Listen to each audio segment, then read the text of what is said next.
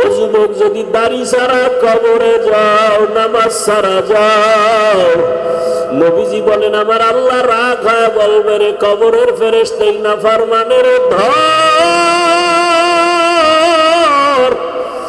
কবরের ভেতরে জাহান্নামের আগুন জ্বালায় দাও। দুনিয়াতেই নাফরমান আমার দেওয়া পানি, আমার দেওয়া সূর্যের আলো, চাঁদের আলো, নদীর মাছ, গাছের ফল, জমিনের ফসল খাইয়া আমার হুকুম মতো নামাজ পড়ে না, সারা রাত মোবাইলে গুনাহ করেছে। আল্লাহ রাগ করিয়া শেষে বলবেন, কবরের মাটি এই নাফরমানের দুই দিক থেকে জোরে জোরে চাপ দাও। এত জোরে চাপ দিবে পাঁজরের হাড় চুরমার হয়ে যাবে। বাবা, একটা মশার কামড় সইতে পারো না, বেতের বাড়ি সইতে পারো না, গুনাহ নিয়ে কবরে গেলে জাহান্নামের গরম কেমনে সহ্য করবা? ও পর্দার আড়ালের মা বোনেরা, বৃদ্ধ বাবাজিরা, আপনাদের মতো কত মা কত বোন এখনো আছে পর্দা করে, নামাজ পড়ে, মোবাইলে সময় নষ্ট করে না। ভিন্ন মা বোনেরা কেন মার্কেটে মার্কেটে ঘুরিয়া বেগানা বখাটের নজর দিয়া নিজেও ক্ষতিগ্রস্ত হন? আপনার সন্তানের ভবিষ্যৎ নিয়ে কি ভাবেন না? আপনি মরে গেলে সন্তান এক সময় তো গর্ব করবে, আমার আব্বু আম্মু বড় ভালো ছিল, কোনোদিন আব্বু আম্মু তর্ক করে নাই, মোবাইলে সময় নষ্ট করে নাই, মা বাবা নামাজ পড়তো, আমাকেও নামাজের দাওয়াত দিত। এক সময় সন্তান দোয়া করবে। আর যদি ভালো চরিত্র দিয়া যেতে না পারেন, সন্তান এক সময় ধিক্কার দিয়া বলবে, আমার আব্বু আম্মুর চরিত্র খারাপ, আমি কেমনে ভালো হব? আমার আব্বু আম্মু সারাদিন ঝগড়া করতো, গালাগালি করতো, মোবাইল নিয়ে ব্যস্ত থাকতো, বেগানার পেছনে দৌড়াইতো, নামাজ নাই, রোজা নাই, আমাকেও কোনোদিন ভালো পথে ডাকে নাই। ওই মা বাবাকে ধিক্কার জানাবে।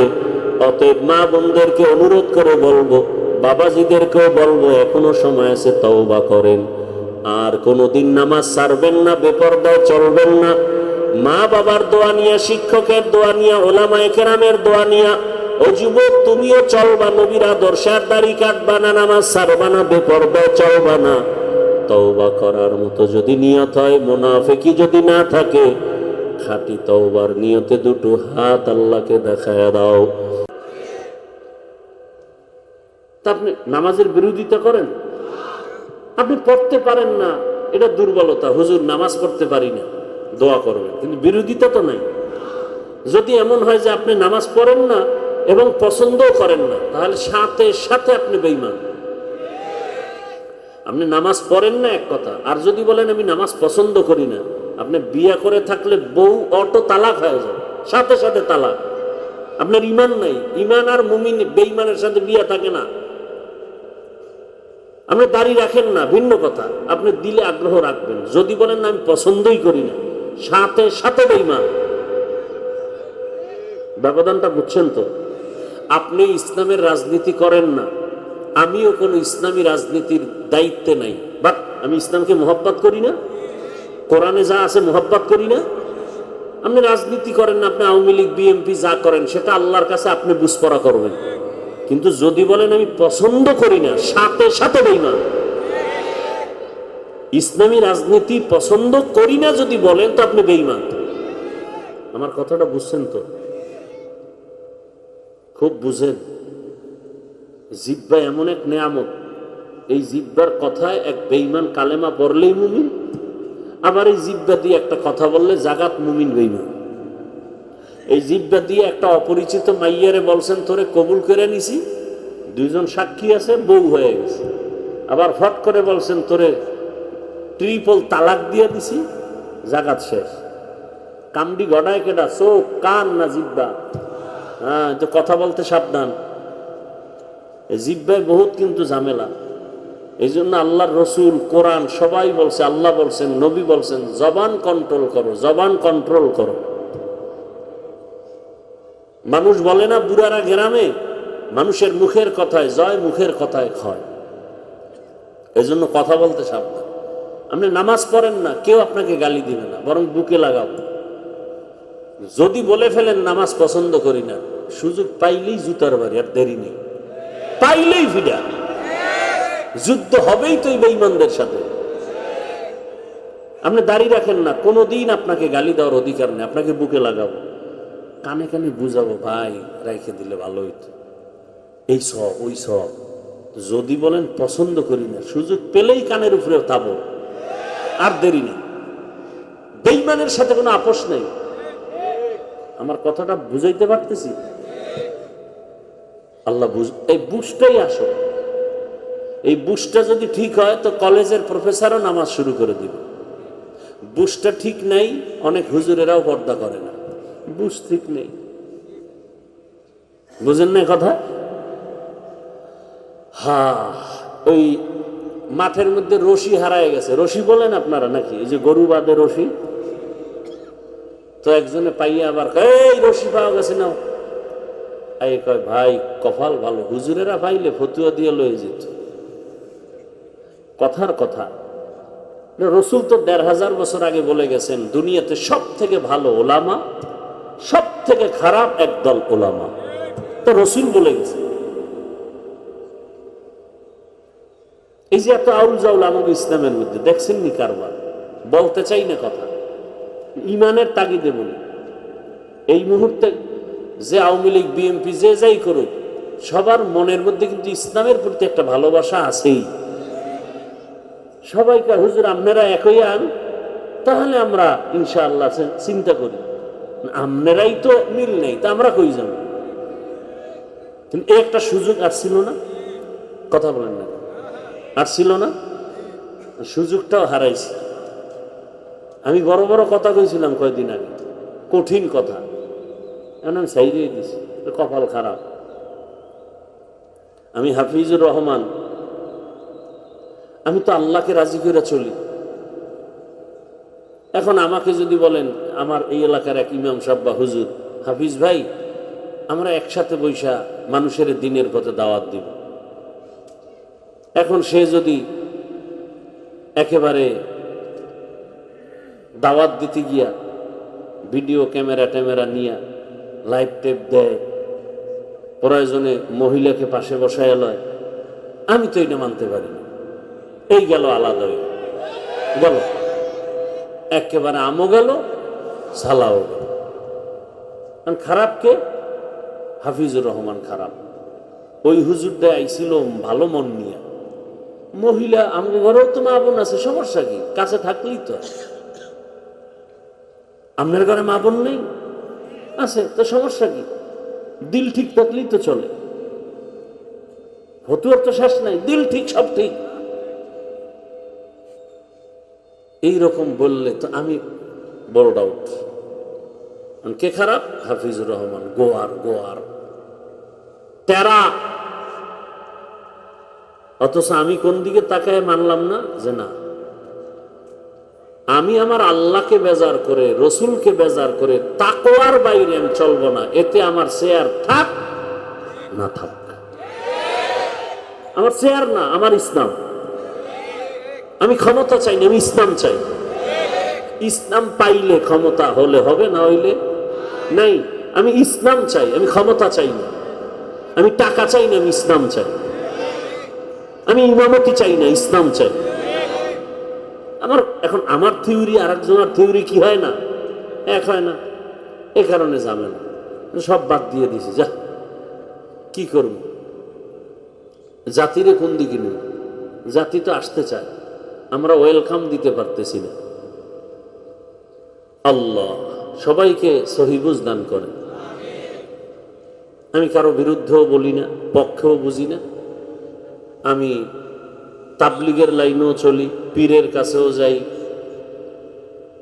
আমি চাই আমার কোরআন, আমার আল্লাহ, আমার রসুল, আমার ইসলাম যেভাবে ঠিক থাকবে আমি ওই লাইনে থাকবো। আমার ইসলাম ঠিক, সব ঠিক। ইসলাম ঠিক নাই, কিচ্ছু ঠিক নেই। যতটুকু বুঝি অতটুকু আপনাদেরকে বুঝাবার চেষ্টা করি। এই যে এতক্ষণ কথা বলছি, বলেন তো কোন দলের বিরুদ্ধে বা পক্ষে বলছি? বলেন। আচ্ছা, আওয়ামী লীগ নাই নাই নাই, আওয়ামী লীগের বহু লোক এখনো দেশে নাই, ভালো মানুষ নাই, মাদ্রাসায় টাকা দেয়, মসজিদে টাকা দেয়, বিএমপির বহু লোক দাড়িওয়ালা নামাজি আছে না? কোনো বিপদ এদের উপরে নেই, কারণ এরা আলেম ওলামাদের সাথে 24 ঘন্টা চলাফেরা করে। এরা কোনো জুলুমের শিকার না, কোনো অন্যায়ের সাথে জড়িত না। কি ভাই, আমি সেই লোকটাকে খারাপ বলবো কেন? যার আখলাক খারাপ তাকে বলবো তোমার আখলাক খারাপ। প্রবাদ আছে না, পাপকে ঘৃণা করো, পাপীকে নয়। আল্লাহ বুঝার তৌফিক দান করে। রাগ করতেছেন? রাগ করার কিছু আছে? আমার কথাই কি সব হেদায়েত হবে? আর রসুলের বয়ানে হেদায়েত হয় না আবু জাহাল, তা আমি কি?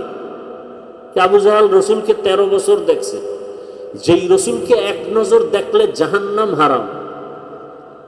13 বছর দেখছে, বয়ান শুনছে, এক প্লেটে খাইছে, কালেমা পড়ে। আর অন্যদিকে রসুলকে জবাই করতে এসে কালেমা পড়ছে কে? ওমর, এর নাম কফাল। আল্লাহ হেদায়াত দান করুন।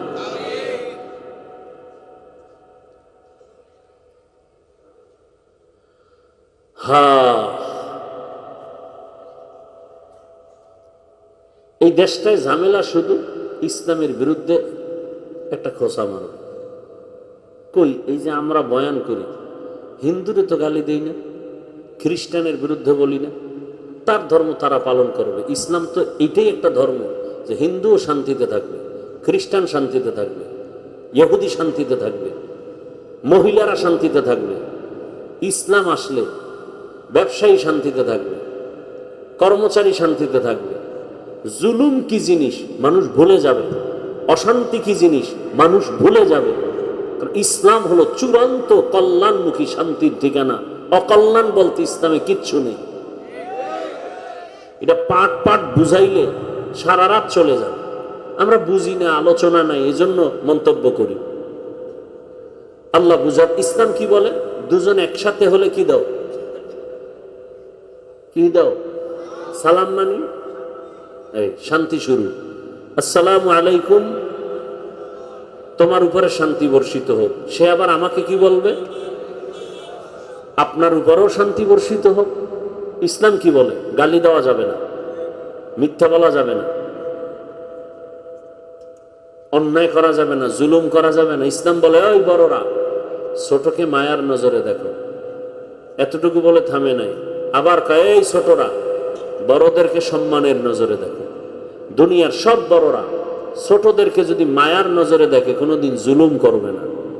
আবার ঠিক ছোটরা বড়দেরকে যতদিন সম্মান দিয়ে চলবে ততদিন বেয়াদবি করবে। এটা ইসলাম। আচ্ছা, নগদ 1 মিনিট একটা উদাহরণ দেই। এই যে প্যান্ডেলটা আপনারা করছেন, ধরে নেন আপনাদের এইটা বন্দর থানা না? বন্দর থানার অনেক কোটিপতি আছে দুনিয়ার লাইনে। সে যদি চিন্তা করতেন আমি একটা জনসভা করব, এই এতগুলো প্যান্ডেল লোক আনবো, মাহফিল না, ধর্মীয় অনুষ্ঠান না, দুনিয়ার লাইনের একটা মজলিস, তার কি করতে হতো? এই লোকগুলোকে আসা যাওয়ার ভাড়া দেওয়া লাগতো। বাস্তব যেটা তাই বলতেছি। এরপরে আপনাদের ভাড়া দিছে নাই? দিবে। আচ্ছা, নাম্বার 2, এই লোকগুলোকে দুনিয়াদার বাহাদুর এখানে আসার আগেই এদের জন্য ভিআইপি চেয়ার বসার জন্য আপনাদেরকে দিছে ভিআইপি। পৃথিবীতে এর থেকে 3rd ক্লাসের বিছানা হতে পারে না। নাম্বার 3, চেয়ারে বসানোর পরে ফাঁকে ফাঁকে নাস্তা। কি ভাই, প্যাকেট কম পড়লেই চেয়ারের বাড়ি। আমি কি বানায় বলতেছি? আচ্ছা, আবার কিছু কুলাঙ্গার লাইভ বয় সাথে সাথে লাইভ মারে, দেখো আমাদের দলের মানুষ কত বড় ব্যর্থ। ওই চেয়ার যে উঠতেছে বাতাসে, জিন ঢুকছে জিন। সমস্যা কি? বলে প্যাকেট পাই নাই। তোরেও খামু, খাইতে দেবো না, আমিও খামু। আমি কি বানায় বলতেছি?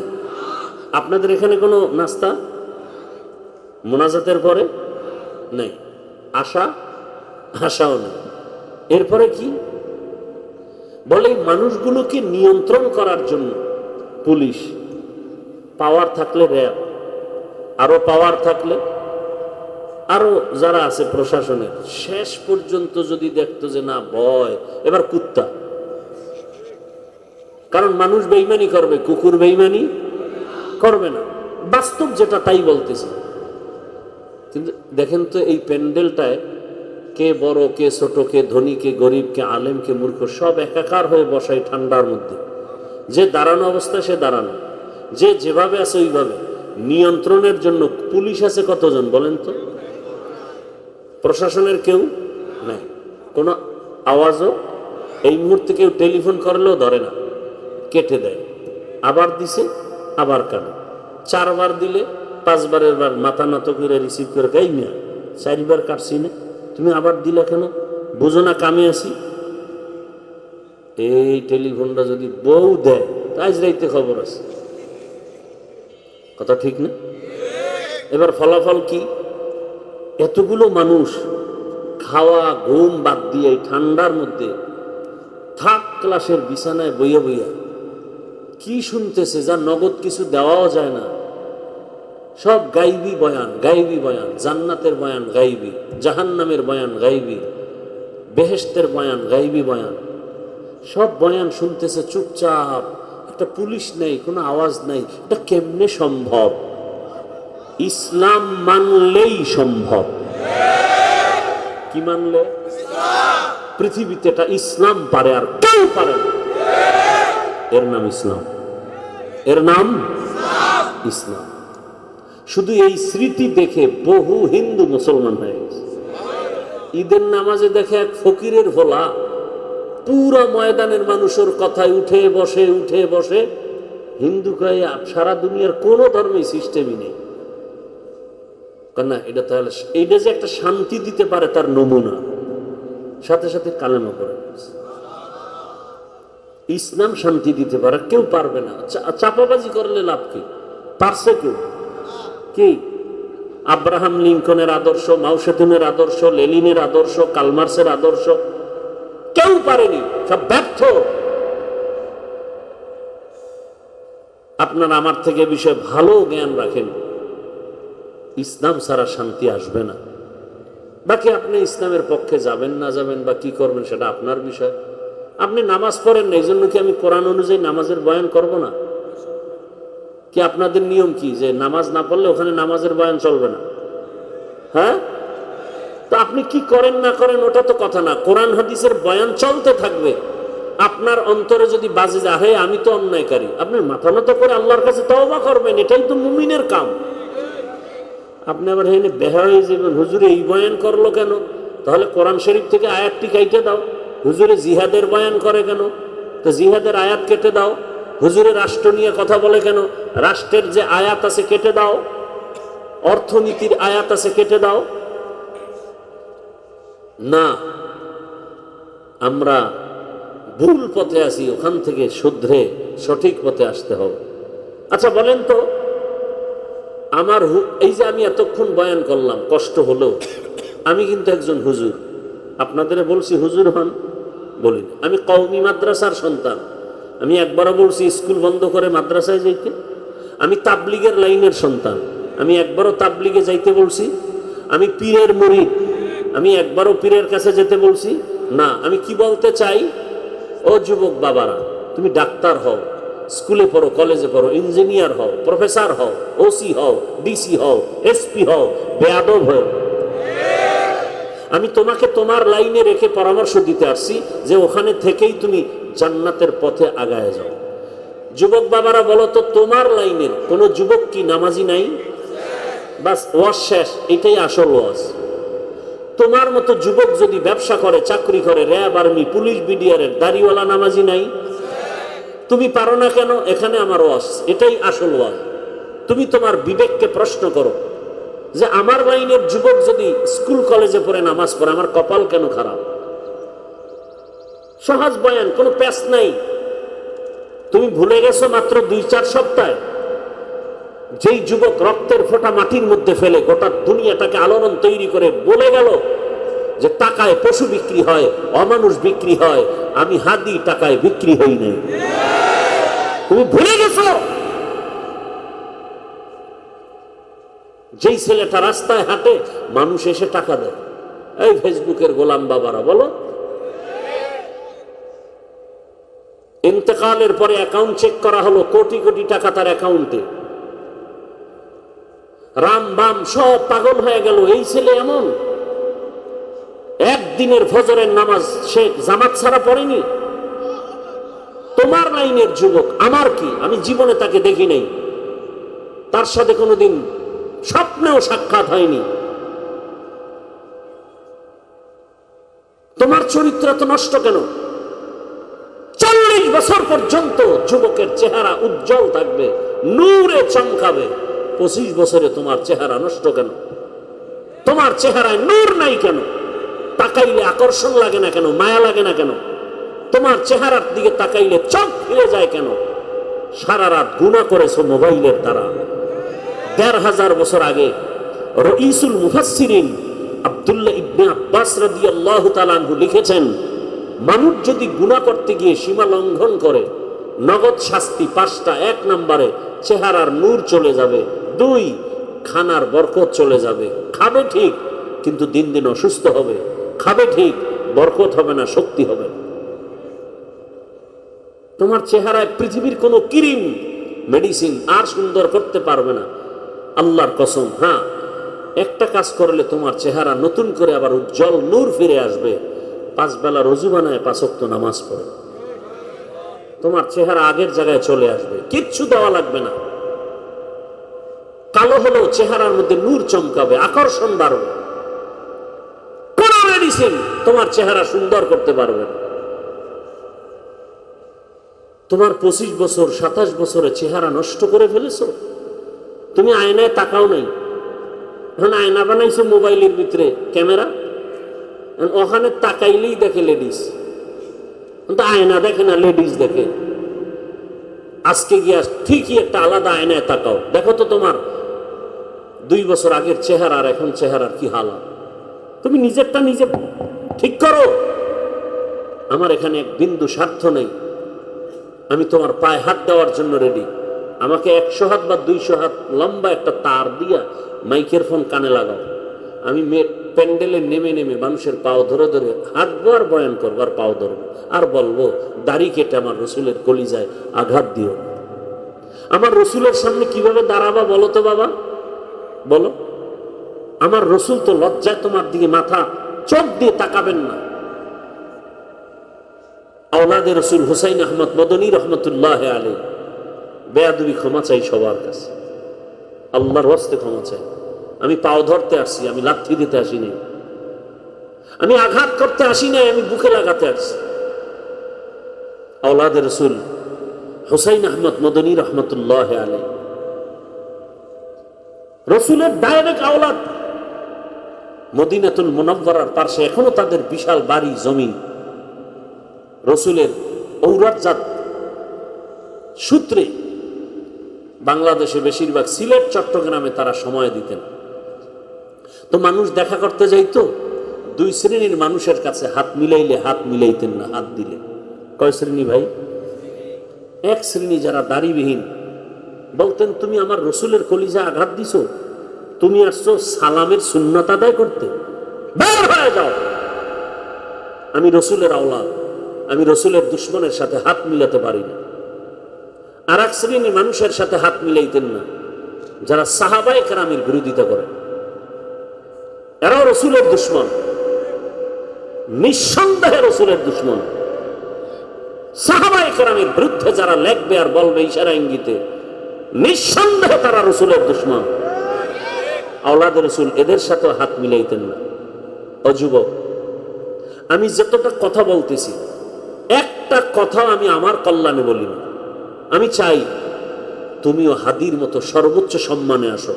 তুমি ডাক্তার হও, তবে সম্মান থাক। তুমি ইঞ্জিনিয়ার হও, কিন্তু সম্মানটা যেন পুরা দেশব্যাপী হয়। আচ্ছা বলো তো বাবা, একজন ব্যক্তি ডাক্তার, জাকির নায়েক, নাম শুনছো? কে চিনে নাই জাকির নায়েককে? টাকার গরম, ক্ষমতার পাওয়া। তুমি একটু বিবেককে প্রশ্ন করো তো, ডাক্তার জাকির নায়েক বাড়ি কই চিনি না, কিন্তু এই লোকটার জন্য গোটা দুনিয়া পাগল কেন? একমাত্র সুন্দর চরিত্র, নৈতিক আদর্শের কারণে। যুবক, আমি তাই চাই তুমি ডাক্তার হলেও যেন আমার দেশবাসী তোমাকে মাথায় নিয়ে সম্মান করে, আমি এটা চাই। তুমি ইঞ্জিনিয়ার হলেও যেন আমার দেশবাসী তোমাকে মাথায় নিয়ে সম্মান করে, আমি এটা চাই। সে পরামর্শ দিতে আসছে। তুমি ওসি হও, ডিসি হও, এমপি হও, মন্ত্রী হও, কিন্তু মরে গেলেও যেন তুমি মানুষের হৃদয়ে অমর হয়ে থাকো। অমর হয়ে থাকো, আর সেজন্য তোমার অমূল্য সম্পদ চরিত্র ঠিক লাগবে। নাম্বার 2, 3 জায়গার দোয়া লাগবে, লিখে রাখো কথাগুলো। চরিত্র ঠিক, 3 জায়গার দোয়া যদি নিতে পারো, আল্লাহর কসম তুমি ডাক্তার হলো চূড়ান্ত সম্মান। ডাক্তার জাকির নায়েকও ডাক্তার, আমার দেশের স্বনামধন্য সমালোচিত তাসলিমা নাসরিনও MBBS ডাক্তার। শুধু ডাক্তার না, একজন গবেষক, কোরআনের আয়াত পড়ে পড়ে তাফসীর করে আর আল্লাহর ভুল ধরে। ডাক্তার জাকির নায়েকের জন্য গোটা দুনিয়া পাগল, তাসলিমা নাসরিন জুতা পেটা খেয়ে ভাগলো, লাশটাও জমিনে জন্মভূমিতে আসবে কিনা সন্দেহ। কারণ কি? কারণ কি? জাকির নায়েকের জন্য গোটা দুনিয়া পাগল, তাসলিমার জন্য মানুষ সিসি করে কেন? তাসলিমা ভালো ডাক্তার, ভালো গবেষক, কিন্তু চরিত্র খারাপ। মানুষের জীবনের অমূল্য সম্পদ চরিত্র। যুবক, অনুরোধ, 5 থেকে 7টা বছরের জন্য মোবাইলটা পানিতে ফেলে দাও, নতুন করে ঘুরে দাঁড়াও, কষ্ট করে লেখাপড়া করো। আজকে তুমি 500 টাকার জন্য পাগল হয়ে গেছো, সারা রাত আকাম করবা, মোবাইল MB নেই, কই পাই টাকা? আব্বু আম্মুর মানি ব্যাগ ধরতে হবে। ঠিকই তুমি চুরি করে মা বাবার টাকা নিয়ে গেছো, মা বাবার ঘরের তুমি চোর। এই 500 টাকার জন্য 5 থেকে 7টা বছর কষ্ট করে লেখাপড়া করে একটা স্থানে আসো, এই পরিমাণ হালাল টাকা তোমার দিকে আসবে, 2 হাত দিয়েও টাকা নিয়ে শেষ করতে পারবা না। আমি চ্যালেঞ্জ দিচ্ছি। তবে 2টা জিনিস লাগবে, চরিত্র সুন্দর, 3 জায়গার দোয়া। 1 নম্বরে মা বাবার দোয়া, 2 শিক্ষকের দোয়া, 3 উলামায়ে কেরামের দোয়া। এই 3 জায়গার দোয়া নিলে কসম আল্লাহ, তুমি ডাক্তার হলেও হিরো, ওসি হলেও হিরো। আর যদি আল্লাহ না করুন এই 3 জায়গার কোনো এক জায়গা থেকে অভিশাপ নাও, তাহলে ডাক্তার হলেও তুমি মরার আগে বিছানায় পঙ্গু হয়ে কাঁদতে হবে, জীবনে সফলতা আসবে না। মা বাবার বরদোয়া তোমার জীবন ধ্বংস, শিক্ষকের অভিশাপ তোমার জীবন ধ্বংস, আলেম ওলামার অভিশাপ জীবন ধ্বংস। আজ আমার দেশ এত এলোমেলো কেন? একমাত্র উলামায়ে কেরামের সাথে বেয়াদবি করার ফলাফল। আল্লাহ হেদায়েত দান করুন। যুবককে আমি বুঝাতে পারি না কতটা ভালোবাসা দিয়ে কথাগুলো বলতেছি। যুবক সে মোবাইল নিয়ে ব্যস্ত, নিজের হাতে নিজের জীবনকে ধ্বংস করে ফেলতেছ। আজকে চোখের পাওয়ার দুর্বল, হার্ট দুর্বল, কিডনি দুর্বল। যুবক, গুগলে আজকে বাসায় গিয়ে সার্চ দিবা, টাচ মোবাইল চালালে দেখলে শরীরের কি কি অঙ্গের ক্ষতি হয়। চিকিৎসা বিজ্ঞানীরা কি বলছে দেখো। আমি হুজুরেরটা বাদ দাও, চিকিৎসা বিজ্ঞানীরা কি বলছে লেখা আছে দেখো। তোমার মতো যুবক গোটা দেশবাসী তাকায় আছে, তোমার থেকে কিছু চায়, সুন্দর আদর্শ। আজ তোমাকে দেখলে মুরব্বীরাও চোখ ফিরায় নেয়। কত বড় বেয়াদব মুরব্বীদের সামনে বিড়ি টানে কি নাই? আল্লাহ হেদায়েত দান করুন। এজন্য নবী বলছেন, দুনিয়ার সবাইকে বেজার করা যাবে, আল্লাহকে বেজার করা যাবে না। আমার আল্লাহর মতো আপন কেউ নাই। এরা আমার যুবক, একটা কথা অন্তরকে বুঝাও, ঘুমের মধ্যে তোমার মতো যুবকের লাশ, গাড়ির নিচে যুবকের লাশ, পানির নিচে যুবকের লাশ। আজ এখানে বয়ান শুনো, কাল এই টাইমে তুমি সুস্থ জিন্দা থাকবা কোনো গ্যারান্টি নেই। আর গ্যারান্টি তো এমনিই নাই। 2 মরণ অস্ত্র লয়ে খালি দৌড়, একটা ডাইরেক্ট আর একটা কি ইনডাইরেক্ট। ডাইরেক্ট মরণ অস্ত্রের নাম বাইক। কি কয় তোমার এলাকায়?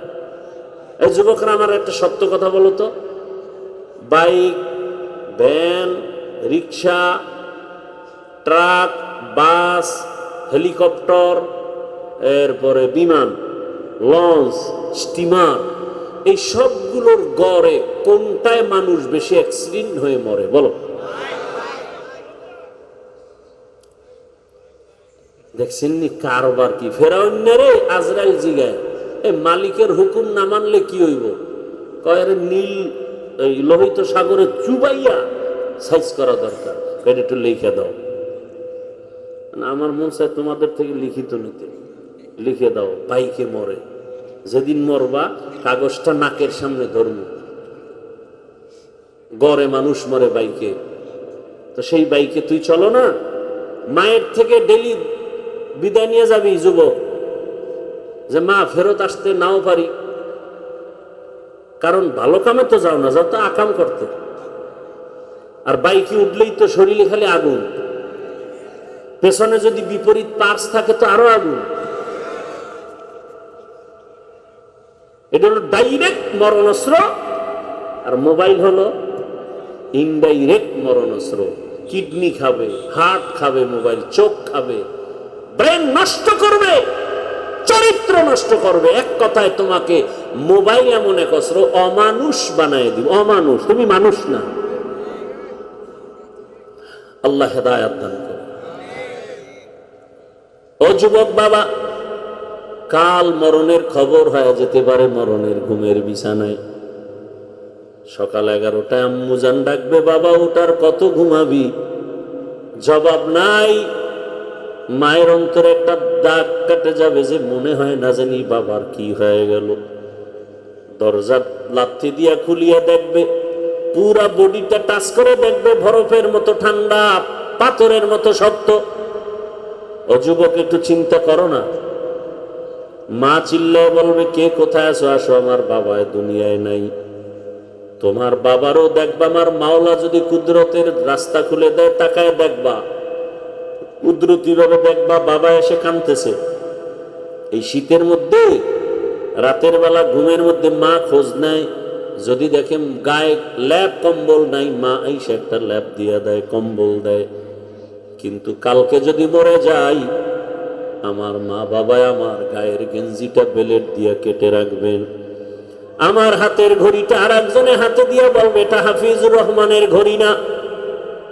বন্ধুটা আমার আপনজন মোবাইল থেকে নাম্বার ডিলিট করে বলবে বন্ধু নাই, নাম্বার রেখেও লাভ নাই। যুবক, দুইটা চোখ বন্ধ করে একটু খেয়াল করো না। জীবনে তো দাড়ি কম কাটো নাই, পার্কে কম দৌড়াও নাই, রাতে মোবাইল কম চালাও নাই। একটু ভাবো, দেখবা তুমি তাকায় বাবা টেলিফোন করে, ইমাম সাহেব আমার বাবা ছেলেটা দুনিয়ায় নাই, তাড়াতাড়ি আসেন, জানা জানা দিয়া যাবেন না কোথাও। বাবায় কাঁদবে আর বলবে একদল বাজারে গিয়া সাদা কাফন কিনে নিয়ে আস, আর এক দলকে বলবে তাড়াতাড়ি গরম পানি কর, গোসল করাতে হবে। আর এক দলকে বলবে বাড়ির পেছনে বাঁশ বাগানে কবর খনন করো। তোমার মায়ে যে রাতে কম্বল দেয়, তারা এবার বলবে না, তাড়াতাড়ি ঘর থেকে বাইরে লাশটা নামাও। আর ঘরে রাখা যাবে না, বাহিরে লাশটা নামাইয়া ওই একটা চাদর দিয়া আবৃত করে এরপরে ভিন্ন লোকের আইসা গোসলখানায় নিয়ে যাবে। গরম পানি দিয়া গোসল করাইয়া সাদা কাপড়ের প্যাকেট বানাইয়া যখন খাটে উঠায় জানাজার দিকে নেয়, জানালা দিয়া মা তাকার বলে আমার বাবারও কোথায় নেও? বলে জানাজা দিয়া কবরে রাখবো, নিয়ে যাইতেছি। মা ডাক দিয়ে কয় আমার বাবাই যাবার রাতে আইসা আম্মু কয় ডাক দিত, আজকে রাতে কে আমার আম্মু বলে ডাকবি? আমার বাবারে তো নেও, তবে শেষবারের মতো একটু চেহারাটা দেখাও। কাফনের মুষ্টি খুলিয়া তোমার আমার চেহারাটা মা দেখবে আর কাঁদবে, আর বলবো রে মালিক আমারে আর আম্মু বলে ডাক দেওয়ার তো কেউ নাই। ওরে তোমাকে কবরের মধ্যে জানাজা দিয়া যখন রাইখা সবাই পাড়াইয়া পাড়াইয়া মাটি দিয়া চলে যাবে, ওই কবরে এখন তুমি আমি একা হয়ে যাব। ডানে মাটি, বামে মাটি, উপরে নিচে মাটি, অন্ধকার। এমন এক হালাত হবে, দুইজন ফেরেশতা আসবে প্রশ্ন করার জন্য। ও যুবক, যদি দাড়ি ছাড়া কবরে যাও, নামাজ ছাড়া যাও, নবীজি বলেন আমার আল্লাহ রাগ হয় বলবে রে কবরের ফেরেশতা এই নাফরমানের ধর, কবরের ভেতরে জাহান্নামের আগুন জ্বালা দাও। দুনিয়াতেই নাফরমান আমার দেওয়া পানি, আমার দেওয়া সূর্যের আলো, চাঁদের আলো, নদীর মাছ, গাছের ফল, জমিনের ফসল খাইয়া আমার হুকুম মতো নামাজ পড়ে না, সারা রাত মোবাইলে গুনাহ করেছে। আল্লাহ রাগ করিয়া শেষে বলবেন কবরের মাটি এই নাফরমানের দুই দিক থেকে জোরে জোরে চাপ দাও। এত জোরে চাপ দিবে পাঁজরের হাড় চুরমার হয়ে যাবে। বাবা একটা মশার কামড় সইতে পারো না, বেতের বাড়ি সইতে পারো না, গুনাহ নিয়া কবরে গেলে জাহান্নামের গরম কেমনে সহ্য করবা? ও পর্দার আড়ালের মা বোনেরা, বৃদ্ধ বাবাজিরা, আপনাদের মতো কত মা কত বোন এখনো আছে পর্দা করে, নামাজ পড়ে, মোবাইলে সময় নষ্ট করে না। ভিন্ন মা বোনেরা কেন মার্কেটে মার্কেটে ঘুরিয়া বেগানা বখাটের নজর দিয়া নিজেও ক্ষতিগ্রস্ত হন? আপনার সন্তানের ভবিষ্যৎ নিয়ে কি ভাবেন না? আপনি মরে গেলে সন্তান এক সময় তো গর্ব করবে, আমার আব্বু আম্মু বড় ভালো ছিল, কোনোদিন আব্বু আম্মু তর্ক করে নাই, মোবাইলে সময় নষ্ট করে নাই, মা বাবা নামাজ পড়তো, আমাকেও নামাজের দাওয়াত দিত। এক সময় সন্তান দোয়া করবে। আর যদি ভালো চরিত্র দিয়া যেতে না পারেন, সন্তান এক সময় ধিক্কার দিয়া বলবে আমার আব্বু আম্মুর চরিত্র খারাপ, আমি কেমনে ভালো হব? আমার আব্বু আম্মু সারাদিন ঝগড়া করতো, গালাগালি করতো, মোবাইল নিয়ে ব্যস্ত থাকতো, বেগানার পেছনে দৌড়াইতো, নামাজ নাই রোজা নাই, আমাকেও কোনোদিন ভালো পথে ডাকে নাই। ওই মা বাবাকে ধিক্কার জানাবে। অতএব মা বোনদেরকে অনুরোধ করে বলবো, বাবাজিদেরকেও বলবো এখনো সময় আছে, তওবা করেন। আর কোনোদিন নামাজ ছাড়বেন না, বেপরদায় চলবেন না। মা বাবার দোয়া নিয়ে, শিক্ষকের দোয়া নিয়ে, ওলামায়ে কেরামের দোয়া নিয়ে ও যুবক তুমিও চলবা নবীর আদর্শে, আর দাড়ি কাটবা না, নামাজ ছাড়বা না, বেপরদায় চলবা না।